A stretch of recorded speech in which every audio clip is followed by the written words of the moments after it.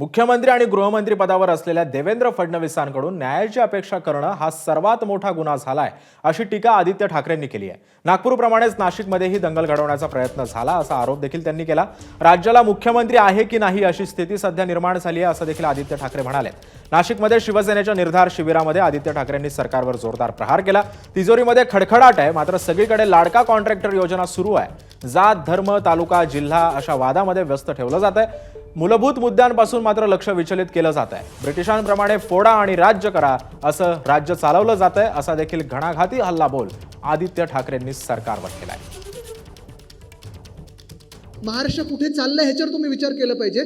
ते न करता तुम्ही कशावर विचार करणार? तर आज कोणाबरोबर कुठे लढायचं?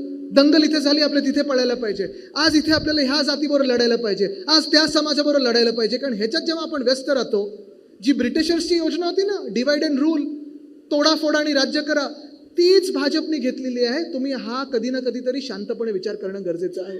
आपण पाहिलं असेल, फडणवीस साहेब एकदम बेंबीपासून ओढत होते, म्हणजे घशामधून पण नाही, की आमचं सरकार येणार आणि सरकार आल्यानंतर.